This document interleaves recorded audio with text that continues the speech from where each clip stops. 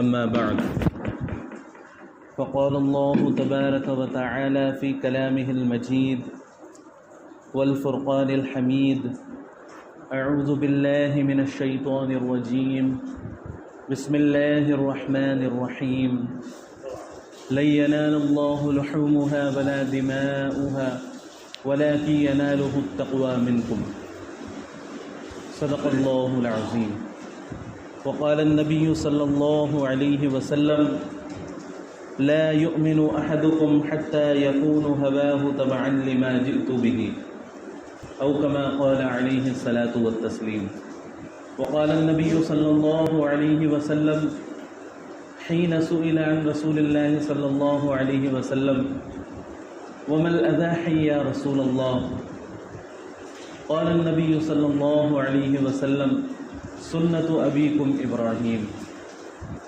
أو كما قال عليه الصلاة والتسلیم۔ محترم عزیزوں اور دوستوں،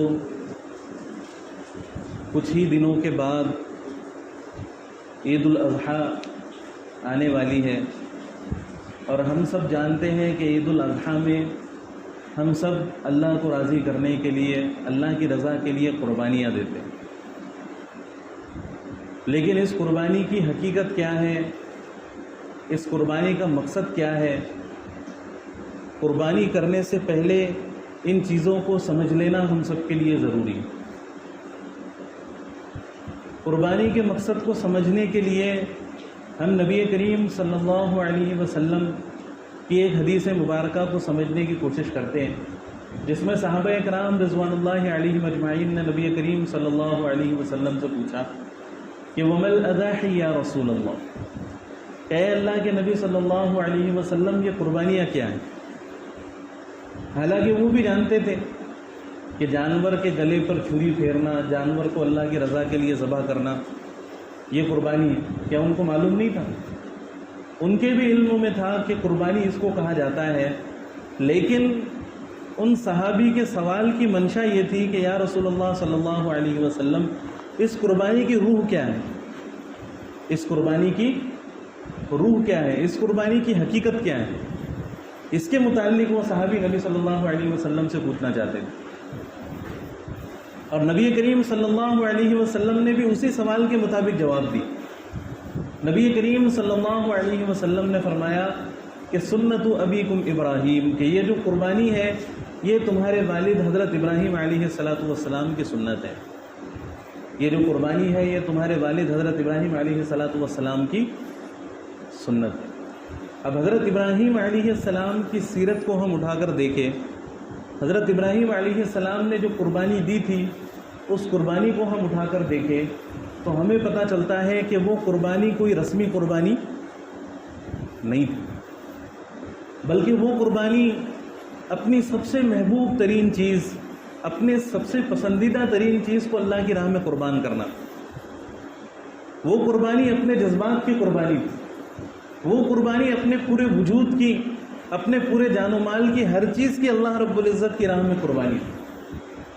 حضرت ابراہیم علیہ السلام کی عمر جب 80 برس کی ہوئی، جب 80 برس کے بوڑھے ہوئے حضرت ابراہیم علیہ السلام، تو حضرت ابراہیم علیہ السلام نے اللہ تعالیٰ سے دعائیں مانگنا شروع کی۔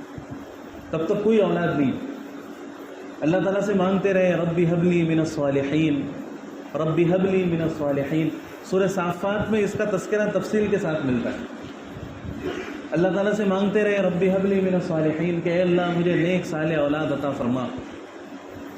فبشرناہ بغلام حلیم، تو اللہ تعالیٰ فرماتے ہیں کہ ہم نے انہیں ایک بردبار لڑکے کی بشارت دی، یعنی وہ لڑکا بھی ایسا نہیں تھا کہ بدماش ہو، ہے نا، برا ہو، بلکہ اچھا سمجھدار لڑکا ہم نے حضرت ابراہیم علیہ السلام کو عطا فرمایا۔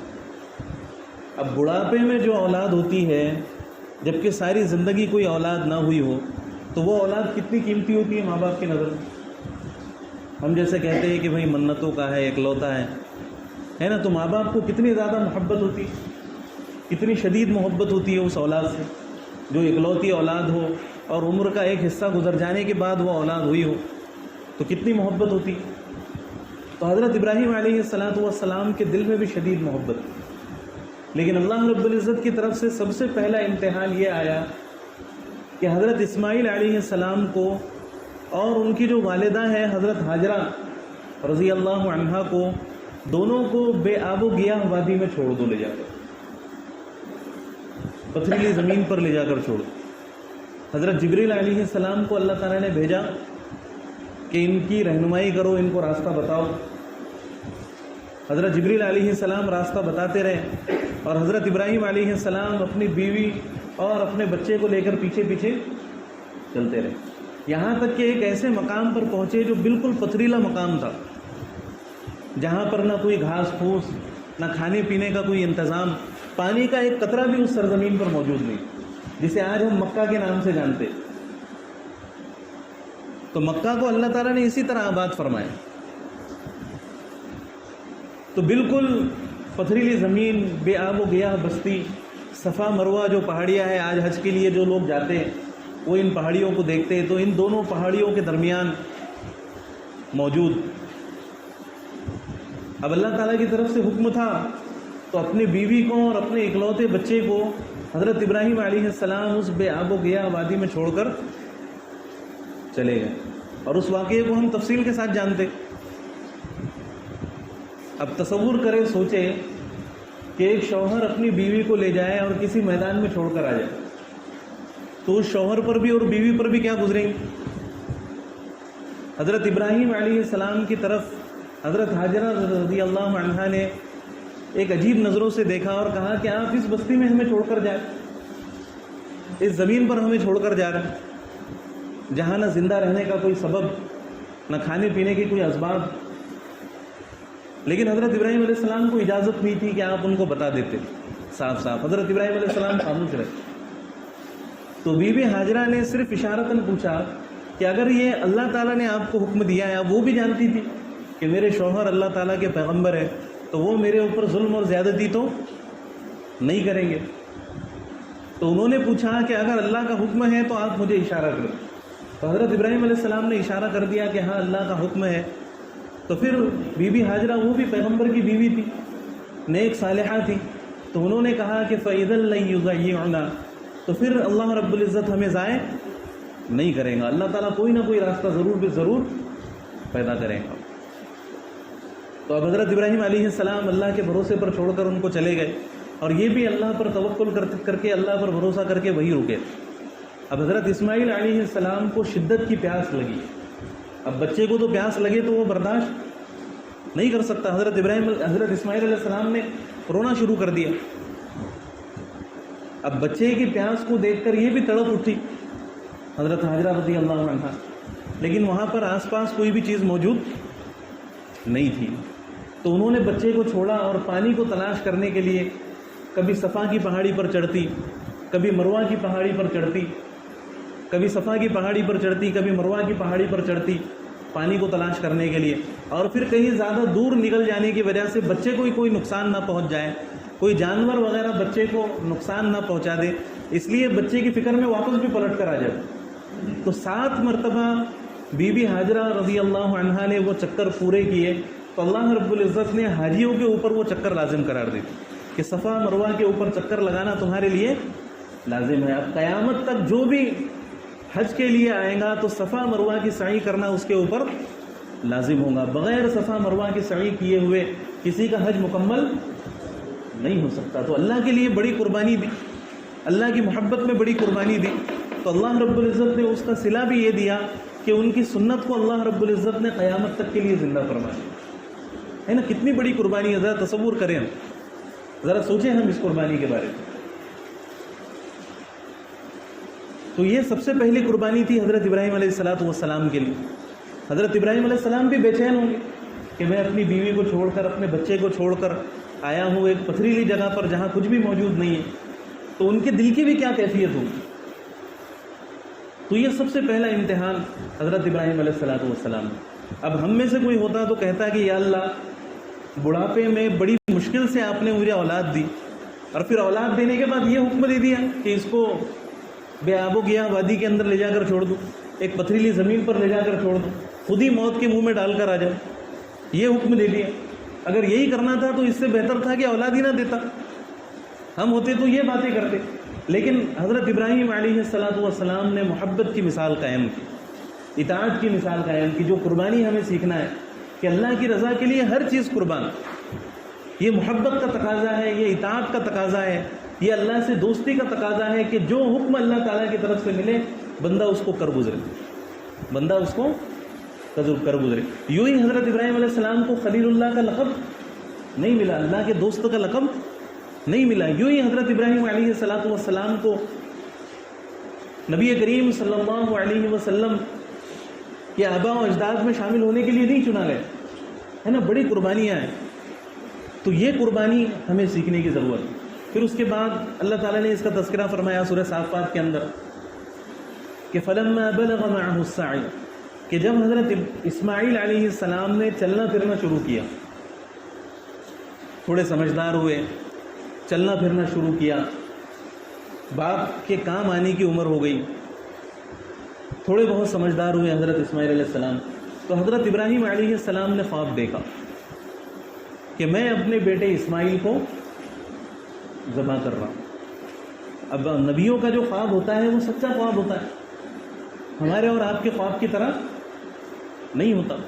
ہم اگر خواب دیکھیں تو ہمارے خواب کا کوئی مطلب نہیں ہے، کوئی کہے کہ بھائی میں نے بھی دیکھا کہ میں اپنے بیٹے کو ذبح کر رہا ہوں خواب میں، تو اس خواب کا کوئی مطلب نہیں ہوگا۔ لیکن پیغمبروں کے جو خواب ہوتے ہیں ان خوابوں کا کوئی نہ کوئی مطلب ہوتا ہے، وہ خواب فضول نہیں ہوتے، اللہ تعالیٰ کی طرف سے احکامات ہوتے۔ جیسے ہمارے نبی صلی اللہ علیہ وسلم پر جب وحی نازل نہیں ہوتی تھی ابتدائی دور میں، جب آپ صلی اللہ علیہ وسلم پر باقاعدہ نبوت کا سلسلہ شروع نہیں ہوا تھا، تو ابتدائی زمانے میں نبی صلی اللہ علیہ وسلم کو خواب دکھائے جاتے تھے۔ رات کو آپ خواب دیکھتے ہیں اور دوسرے دن وہ خواب سچے ہو جاتے ہیں، دوسرے دن بعینی ہی وہ خواب آپ کی آنکھوں کے سامنے آ جاتا تھا۔ تو سب سے پہلی جو وحی نبی کریم صلی اللہ علیہ وسلم پر نازل ہوئی تھی، ہم کہہ سکتے ہیں کہ وہ خواب کی صورت میں نازل ہوئی۔ اور اللہ کے نبی صلی اللہ علیہ وسلم کی حدیث ہے کہ خواب نبوت کا 46واں حصہ ہوتے ہیں، خواب نبوت کا 46واں حصہ ہوتے ہیں، یعنی خوابوں کی کچھ نہ کچھ حقیقت ہوتی ہے نا، لیکن ہر خواب کی حقیقت نہیں ہوتی۔ اور پیغمبر کے جو خواب ہوتے ہیں وہ اعلیٰ درجے کے خواب ہوتے ہیں، اس میں کبھی اللہ تعالیٰ کے احکامات ہوتے ہیں، کبھی اللہ کو کوئی پیغام دینا مقصود ہوتا ہے۔ تو پیغمبر کے خوابوں میں شیطان کے وسوسے کا شبہ نہیں ہوتا کہ یہ خواب شیطان کی طرف سے۔ تو حضرت ابراہیم علیہ السلام نے خواب دیکھا کہ میں اپنے بیٹے اسماعیل کو ذبح کر رہا ہوں۔ پہلے دن یہ خواب دیکھا، پریشان ہوئے کہ پتہ نہیں کیا اللہ تعالیٰ کا حکم ہے۔ پھر دوسرے دن خواب دیکھا، پھر تیسرے دن حضرت ابراہیم علیہ السلام نے خواب دیکھا، تو سمجھ گئے کہ اللہ تعالیٰ کی طرف سے حکم ہے کہ میں حضرت اسماعیل علیہ السلام کو ذبح کروں، میں حضرت اسماعیل علیہ السلام کی قربانی دوں۔ اب گئے اپنی بیوی اور بیٹے کے پاس، بیوی سے کہا کہ میں اسماعیل کو باہر لے جانا چاہتا ہوں، اس کو تیار کر دو۔ بیوی نے تیار کیا، خوب بنایا سنوارا بچے کو کہ والد کے ساتھ بچہ گھومنے کے لیے جا رہا ہے، جیسے ہم اپنے بچوں کو بناتے سنوارتے ہیں۔ حضرت ابراہیم علیہ السلام لے کر نکلے حضرت اسماعیل علیہ السلام کی قربانی دینے کے لیے، ہے نا۔ تو شیطان جو تھا اس نے سوچا کہ یہ تو قربانی کرنے جا رہے ہیں، یہ تو اللہ کے حکموں کو پورا کرنے جا رہے ہیں، تو اس نے سوچا کہ میں جا کر بہکاتا ہوں۔ وہ گیا بیوی حاجرہ کے پاس رضی اللہ عنہا، ان سے جا کر کہا کہ حضرت ابراہیم علیہ السلام جو آپ کے بیٹے کو لے کر گئے ہیں وہ ذبح کرنے کے لیے لے کر گئے، وہ آپ کے بیٹے کو ذبح کر دیں۔ تو بی بی حاجرہ رضی اللہ عنہا جو تھی وہ کہنے لگی کہ ایک باپ اپنے بیٹے کو کیوں ذبح کرے؟ تو شیطان کہنے لگا کہ ان کو اللہ تعالیٰ نے حکم دیا، تو بی بی حاجرہ کہنے لگی کہ جب اللہ نے حکم دیا ہے تو وہ پھر ذبح کر دیں، مجھے کوئی اعتراض نہیں ہے جب اللہ نے حکم دیا ہے نا۔ تو کتنی نیک صالحہ بی بی حاجرہ۔ تو جب بی بی حاجرہ کی طرف سے مایوس ہوا تو حضرت اسماعیل علیہ السلام کے پاس پہنچا شیطان، اور حضرت اسماعیل علیہ السلام کو آ کر بہکانے لگا۔ حضرت اسماعیل علیہ السلام سے کہنے لگا کہ تیرے والد تجھے ذبح کرنے والے۔ تو حضرت اسماعیل علیہ السلام نے بھی 3 کنکریاں اس کو ماری پھینک کر۔ پھر حضرت ابراہیم علیہ السلام کے پاس پہنچا کہ اے ابراہیم، تجھے تو صرف خواب نظر آیا، اللہ کی طرف سے کوئی فرشتہ تو حکم لے کر نہیں آیا، پھر تو کیوں اپنے بیٹے کو ذبح کر رہا؟ کہ اللہ ایک معصوم کی جان لینے سے خوش ہوں گے؟ ہے نا، طرح طرح کی دلیلیں جیسے شیطان بہکاتا ہے آج کے زمانے کے لوگوں کو بھی کہ بھئی معصوم جانوروں کی قربانی کرنے سے کیا اللہ راضی ہوں گے، معصوم جانور کا خون بہانے سے کیا اللہ راضی ہوں گے، ہے نا. یہ وسوسے انسان کے ذہن میں ڈالتا ہے کہ بھائی اس سے اچھا تو کسی غریب کو کھانا کھلا دو، اس سے اچھا تو کسی غریب لڑکی کا رشتہ کرا دو، ہے نا. طرح طرح کے وسوسے. اب یہ عید الاضحیٰ کا موقع آیا تو طرح طرح کے شیطان آئیں گے پھر وسوسے ڈالنے کے لیے. شیطانوں کی بھی دو قسمیں، ایک تو انسانوں میں سے بھی ہوتے ہیں اور ایک تو جناتوں میں سے بھی ہوتے ہیں. تو شیطان تو دل میں وسوسے ڈالے گا، اور باقی جو انسانوں میں سے جو شیاطین ہیں وہ کبھی ٹی وی پر آ کر وسوسہ ڈالیں گے، کبھی سوشل میڈیا کے ذریعے سے وسوسہ ڈالیں گے، ہے نا. تو یہ اس طرح کے سوالات ہمارے ذہنوں کے اندر پیدا کریں. تو ان تمام سوالوں کا جواب یہ ہے کہ ہم یہ جو بھی کام کر رہے ہیں اللہ رب العزت کی رضا کے لیے کر رہے ہیں.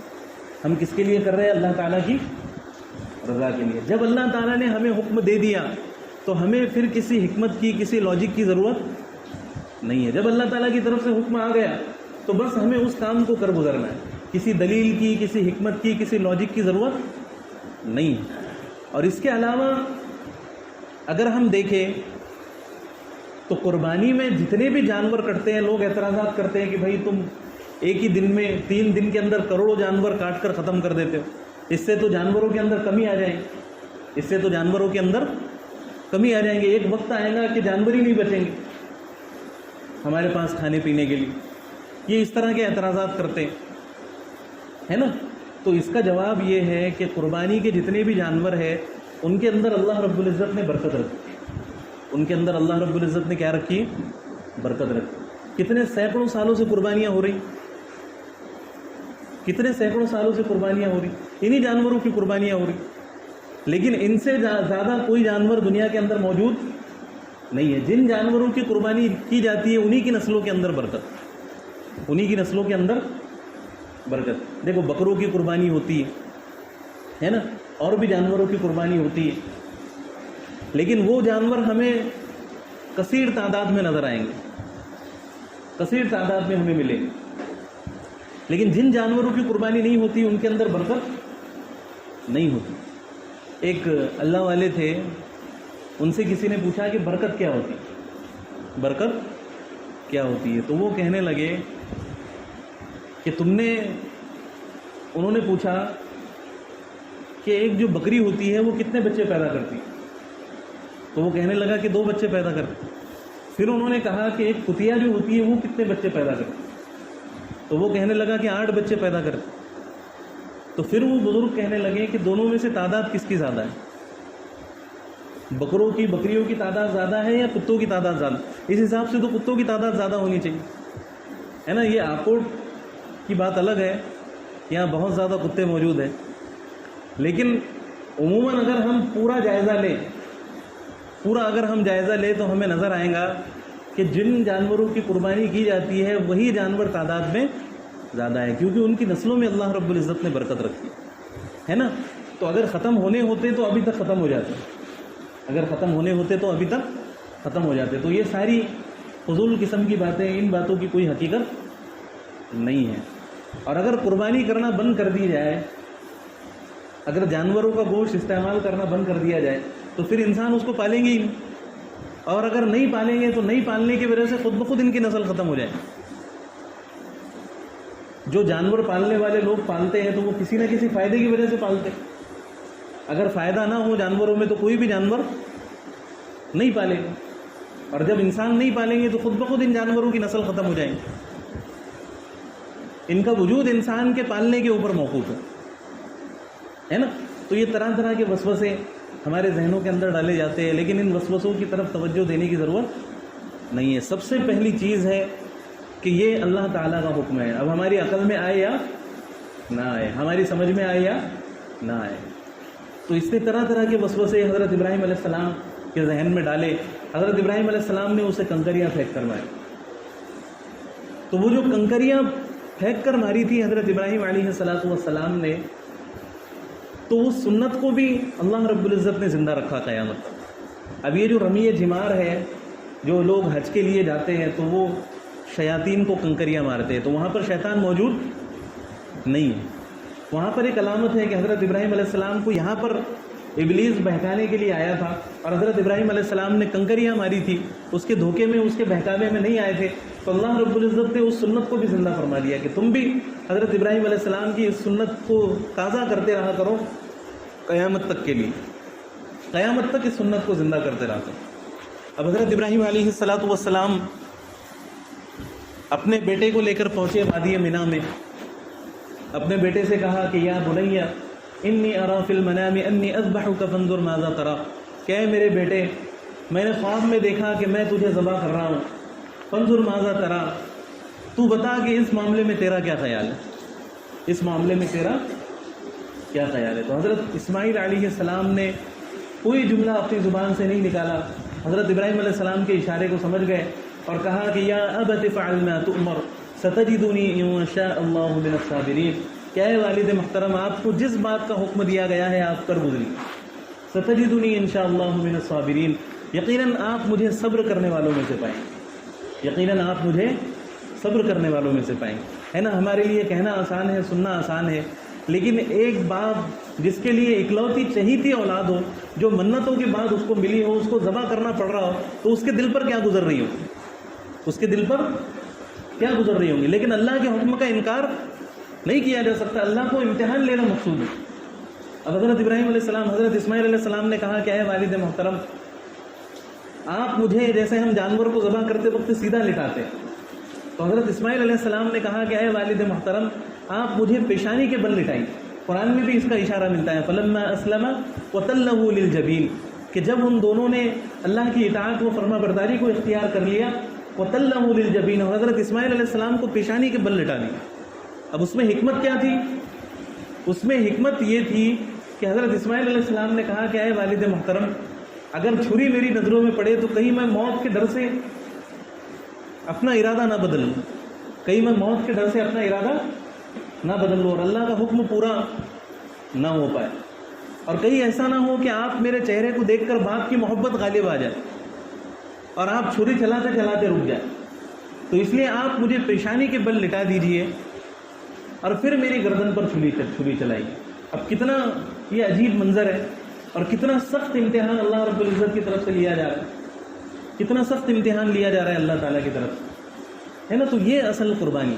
اب حضرت ابراہیم علیہ السلام اپنے بیٹے کی گردن پر چھری پھیر رہے ہیں نا، چھری پھیری، لیکن اللہ رب العزت کو تو کچھ اور ہی مقصود تھا، جو چھری تھی وہ چلنا بند ہو گئی۔ حضرت ابراہیم علیہ السلام زور لگا رہے ہیں، کوششیں کر رہے ہیں، لیکن وہ چھری کام نہیں کر رہی۔ پھر اچانک وہ چھری چلنا شروع ہوئی تو جو جانور ذبح ہوا وہ جنت سے آیا ہوا دمبا تھا، وہ جنت سے آیا ہوا دمبا تھا، وہ دمبا ذبح ہو گیا اور حضرت ابراہیم علیہ السلام، حضرت اسماعیل علیہ السلام قریب میں کھڑے ہوئے۔ اب حضرت ابراہیم علیہ السلام تو یہی سوچ رہے ہیں کہ میں نے اپنے بیٹے کو ذبح کر دی، میں نے اپنے بیٹے کو ذبح کر دیا، تو کتنا عجیب منظر ہو، کیا گزر رہی ہوں گی حضرت ابراہیم علیہ السلام کے دل پر۔ اب حضرت اسماعیل علیہ السلام قریب کھڑے ہوئے اور ساتھ میں حضرت جبریل علیہ السلام بھی وہاں پر موجود، جو جنت سے دمبا لے کر آئے، جو ذبح ہو گیا اللہ کی راہ میں، ہے نا۔ تو حضرت ابراہیم علیہ السلام نے جب یہ دیکھا کہ اسماعیل علیہ السلام تو حیات ہے، ان کی جگہ پر دمبا ذبح ہوا ہے، تو انہوں نے نعرہ لگایا اللہ اکبر اللہ اکبر۔ تو حضرت اسماعیل علیہ السلام جو قریب کھڑے تھے انہوں نے کہا کہ لا الہ الا اللہ واللہ اکبر۔ پھر حضرت جبریل علیہ السلام جو جنت سے دمبا لے کر آئے تھے انہوں نے کہا کہ اللہ اکبر وللہ الحمد، اللہ اکبر وللہ الحمد۔ تو اس جملے کو بھی اللہ تعالیٰ نے قیامت تک کے لیے محفوظ کر دیا۔ اب عید الاضحیٰ کا موقع ہو، عید الفطر کا موقع ہو، تو اللہ تعالیٰ نے تمام مسلمانوں کو حکم دیا کہ یہ کلمہ تمہاری اس زبان کے اوپر جاری رہنا چاہیے۔ تکبیر تشریق کے موقع پر ہم سب پڑھتے ہیں ہر فرض نماز کے بعد، اللہ اکبر لا الہ الا اللہ واللہ اکبر، اللہ اکبر وللہ الحمد، ہے نا۔ تو اللہ رب العزت کی طرف سے آواز آئی، اللہ رب العزت کی طرف سے آواز آئی وَنَادَيْنَاهُ أَيْ يَا إِبْرَاهِيمُ، اور ہم نے اس حال میں حضرت ابراہیم علیہ السلام کو پکارا کہ اے ابراہیم قد صدقت الرؤیا، کہ تو نے تو خواب کو سچا کر کے دکھا دیا، تو نے تو خواب کو سچا کر کے دکھا دیا۔ ہم نے بیٹے کی قربانی مانگی تھی، تو نے بیٹے کی قربانی دے دی، خواب کو سچا کر کے دکھا دیا۔ اِنَّا كَذَلِكَ نَجْزِي الْمُحْسِنِينَ، ہم اسی طرح نیک لوگوں کو بدلہ دیا کرتے، اسی طرح نیک لوگوں کو بدلہ دیا کرتے. تو حضرت ابراہیم علیہ السلام کی جو قربانی تھی وہ کوئی رسمی قربانی نہیں تھی، ہے نا. وہ اپنی چاہت کی قربانی تھی، وہ اپنی محبت کی قربانی تھی، وہ اپنی ہر چیز کے آگے اللہ رب العزت کی رضا کی قربانی تھی، اللہ کی رضا کے لیے قربانی تھی، ہے نا. کہ اللہ کو راضی کرنا ہے ہر حال میں، چاہے اس کے لیے کتنی بھی بڑی چیز قربان کرنی پڑے. تو یہ قربانی ہمیں یہی درس دیتی. آج ہم نے جس طرح تمام عبادتوں کو ہم نے رسمی طور پر اختیار کر لیا، اسی طرح قربانی کی عبادت کو بھی ہم نے رسمی طور پر اختیار کر لیا کہ بھئی سال میں ایک مرتبہ قربانی آئی، بس ایک حصہ لے لو، ہے نا. ہو گئی قربانی ادا. قربانی تو ادا ہو جاتی ہے اس سے بھی، ایک جانور خرید لو کچھ دن پہلے، ہو گئی قربانی ادا. قربانی ادا اس سے بھی ہو جاتی ہے، لیکن اصل جو قربانی کی روح ہے وہ اس سے حاصل نہیں ہوتی. اصل قربانی کا طریقہ کار کیا ہے؟ اصل قربانی کا طریقہ کار یہ ہے کہ کسی جانور کو بچپن سے پالا جائے. ایک جانور کو بچپن سے پالا جائے، اس کو کھلایا پلایا جائے، اس سے ایک محبت پیدا کی جائے، ایک تعلق اس سے پیدا کیا جائے. جب اتنی محبت اس سے ہو جائے تو پھر جب جانور کے گلے پر چھری چلتی ہے تو پھر ہمارے دل پر بھی چھری چلتی ہے. دل گوارا نہیں کرتا کہ جس جانور کو میں نے بچپن سے پالا اسے میں اپنے ہاتھوں سے ذبح کروں، ہے نا. یہ دل گوارا نہیں کرتا. اور اگر اتنا نہیں ہو سکتا تو کم از کم 1 سال پہلے 2 سال پہلے جانور خرید کر قربانی کی جائے، ہے نا. کم از کم یہ ہے. پھر آخری درجے میں، اور پھر اتنا بھی نہیں ہو سکتا تو 1-2 مہینے پہلے، یا پھر اب آخری درجہ یہی ہے کہ پھر وقت پر جانور لے کر قربانی کر لی جائے. لیکن اصل قربانی کا جو مزہ ہے، اصل قربانی کی جو روح ہے وہ اس سے حاصل نہیں ہوں گی. جو قربانی کا وجوب ہے وہ تو اس سے ساقط ہو جائیں، ہے نا. تو اس لیے قربانی کا اہتمام کرے، اور قربانی اللہ رب العزت کو راضی کرنے کے لیے، بس یہی مقصد ہے قربانی کا. اس کے علاوہ کوئی مقصد قربانی کا نہیں ہے. اللہ کو راضی کرنے کے لیے قربانی. اللہ تعالیٰ فرماتے ہیں کہ لَن يَنَالَ اللَّهُ لُحُومُهَا وَلَا دِمَاؤُهَا وَلَكِنْ يَنَالُهُ التَّقْوَىٰ مِنكُمْ. کہ اللہ کے پاس نہ تمہارا گوشت پہنچتا ہے، نہ تمہارا خون پہنچتا ہے. وَلَكِنْ يَنَالُهُ التَّقْوَىٰ مِنكُمْ. لیکن تمہارے جو دل کی کیفیت ہوتی ہے وہ اللہ رب العزت کے پاس پہنچتی کہ تم کس نیت سے قربانی کر رہے ہو، کس جذبے کے ساتھ تم قربانی کر رہے ہو. اگر تمہاری قربانی میں ریاکاری ہے تو اللہ تعالیٰ کو تمہارا 10 لاکھ کا جانور بھی قابل قبول نہیں ہے. اللہ تعالیٰ منہ پر پھینک کر مار دیں گے. کوئی قیمت نہیں ہے اللہ تعالیٰ کے نزدیک، اللہ کے پاس کوئی کمی نہیں ہے. لیکن خلوص ہے تو اخلاص کے ساتھ اگر ایک حصہ بھی لے لیا جائے تو وہ بھی اللہ رب العزت کی نظر میں قابل قبول ہے. تو اخلاص کا ہونا شرط ہے، اللہ کی رضا کی نیت کا ہونا شرط ہے نا. اور صحیح طریقے سے، مسنون طریقے سے قربانی کو ہمیں کرنا ہے. بہت ساری چیزیں ہمارے قربانی کے دنوں میں ہم سے غلط ہوتی. ایک سب سے بڑی چیز بیان کر دیتا ہوں. سب سے بڑی چیز یہ ہے کہ قربانی کے موقع پر گندگی بہت زیادہ پھیلائی جاتی. حالانکہ اسلام نے پاکی کو نصف ایمان قرار دیا. الطہور شطر الایمان، پاکی آدھا ایمان ہے نا. اسلام میں نظافت اور صفائی ستھرائی کو پسند کیا گیا. اگر ہم اپنی قربانیوں کی وجہ سے گندگی پھیلانے کا ذریعہ بنے، ہے نا. طریقہ ہے قربانی کرنے کا کہ صفائی ستھرائی کا بھی خیال رکھا جائے. یہ نہیں کہ سڑکوں کے اوپر ہم گندگی لے جا کر پھینک دیں، ہے نا، جس سے دوسروں کو تکلیف ہو. خاص طور سے غیر مسلموں کو ہمارے عمل کی وجہ سے تکلیف نہیں پہنچنی چاہیے. ایک مرتبہ صحابہ اکرام رضوان اللہ علیہم اجمعین جہاد کے سفر سے واپس آ رہے تھے.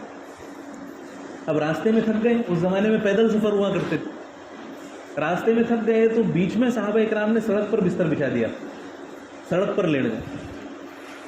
تو نبی کریم صلی اللہ علیہ وسلم کو جب پتہ چلا کہ کچھ صحابہ سڑک پر لیٹے ہیں تو نبی کریم صلی اللہ علیہ وسلم ان کے پاس گئے اور کہا کہ اگر تم اسی طرح سڑک کے اوپر لیٹے رہے اور تمہارے لیٹنے کی وجہ سے کسی کو تکلیف پہنچی، کسی گزرنے والے کو، تو تمہارا جو جہاد ہے وہ اللہ کی بارگاہ میں قابل قبول نہیں ہوگا، ہے نا.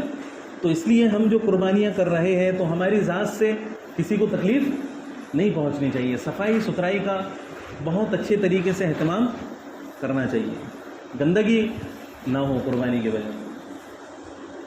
اور پھر ایک سنت عمل یہ ہے کہ ہم اپنے جانور کو خود اپنے ہاتھوں سے ذبح کرنے کی کوشش کریں.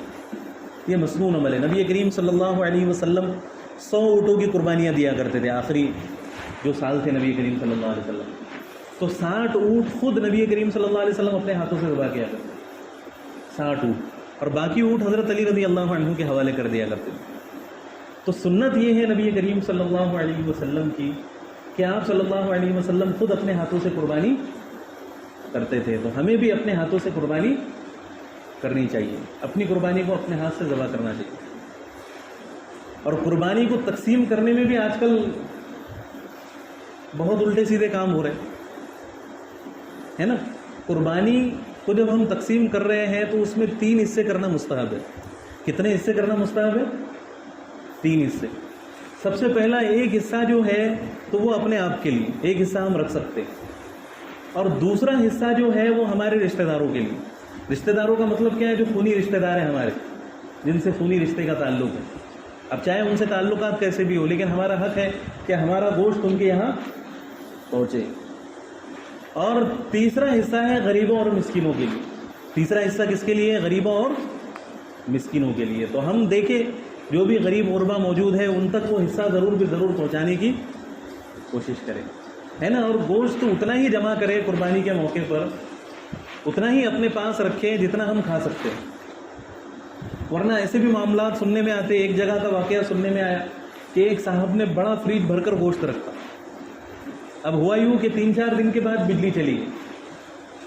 اب بجلی چلی گئی تو اب وہ گوشت تو بچے گا نہیں۔ پھر اب جب 3-4 دن گزر گئے تو وہ گوشت تو پورا خراب ہو گیا۔ اب سارے گلی کے کتوں کو جمع کر کے وہ گوشت کھلا رہے، ہے نا۔ تو کیا قربانی کتوں کے لیے کی تھی؟ یہ قربانی کا گوشت تو کتوں میں تقسیم کرنا تھا، اس لیے قربانی ہوئی تھی۔ تو یہ طریقہ کسی بھی صورت میں درست نہیں ہے۔ اتنا ہی گوشت اپنے یہاں رکھے جتنا ہم استعمال کر سکتے ہیں، جتنا ہم کھا سکتے ہیں، اور باقی جتنا بھی گوشت ہے وہ پورا کا پورا گوشت تقسیم کر دیں۔ ایک لطیفہ ہے کہ قربانی کے 2 مہینے کے بعد ایک شخص نے اپنے بکرے کو جنت میں دیکھا کہ وہ بکرا جنت میں ٹہل رہا ہے، لیکن اس کی ٹانگیں صرف 3 ہیں۔ اس کی ٹانگیں کتنی ہیں؟ صرف 3۔ تو اب اس کو حیرت ہوئی کہ بھئی تو جنت میں ہے اور تیرے پاس صرف 3 ہی ٹانگیں۔ تو وہ بکرا کہنے لگا کہ میری جو 4تھی ٹانگ ہے وہ تیرے فریزر میں، میری جو 4تھی ٹانگ ہے وہ تیرے فریزر میں، جب تو وہ کھائے گا تو تب یہ میرے پاس آئیں گے، میری جو 4تھی ٹانگ۔ تو یہ لطیفہ ہے سمجھنے کے لیے، ہے نا۔ تو اس کا اہتمام ضرور ہونا چاہیے کہ غریبوں تک ہم ان کا حق پہنچائیں، اور اتنا ہی گوشت اپنے پاس رکھیں جتنا ہم استعمال کر سکتے ہیں، ہے نا۔ قربانی کا یہی مقصد ہے کہ ہر شخص کے پاس گوشت پہنچے۔ قربانی یہ اللہ رب العزت کی طرف سے مہمان نوازی، ایک سنت نبی کریم صلی اللہ علیہ وسلم کی یہ بھی ہے کہ نبی کریم صلی اللہ علیہ وسلم قربانی کے دنوں میں سب سے پہلا جو لقمہ تناول فرماتے وہ قربانی کے گوشت کا ہوا کرتا۔ حالانکہ نبی کریم صلی اللہ علیہ وسلم کھانے پینے کے اتنے شوقین نہیں تھے، آپ کی زندگی میں تو فاقے ملتے، اگر اللہ سے دعا کر دیتے تو اللہ تعالیٰ روز بھنے ہوئے بکرے اتار دیتے آپ صلی اللہ علیہ وسلم کے، لیکن کھانے پینے کے اتنے شوقین نہیں تھے۔ لیکن چونکہ اللہ کی مہمان نوازی، اللہ رب العزت ہماری مہمان نوازی کر رہے، تو یہ کتنی بڑی بات ہے ہمارے لیے کہ بندے کی مہمان نوازی اللہ کرے، اللہ رب العزت کی طرف سے ضیافت، تو اس کو خوشی سے قبول کرنا چاہیے، اس کو خوشی سے تسلیم کرنا چاہیے۔ تو نبی کریم صلی اللہ علیہ وسلم سب سے پہلا جو لقمہ کھایا کرتے تھے عید الاضحیٰ کے دن تو وہ قربانی کے گوشت کا ہوا کرتا تھا۔ تو اس کا بھی انشاءاللہ العزیز اہتمام کریں۔ اور ایک اہم مسئلہ بتا کر بات ختم کرتا ہوں، بہت اہم مسئلہ ہے۔ وہ مسئلہ یہ ہے کہ بہت سارے لوگوں کو یہ پتہ ہی نہیں ہوتا کہ ہمارے اوپر قربانی فرض ہے یا نہیں، ہمارے اوپر قربانی فرض ہے یا نہیں ہے، نہیں معلوم ہوتا۔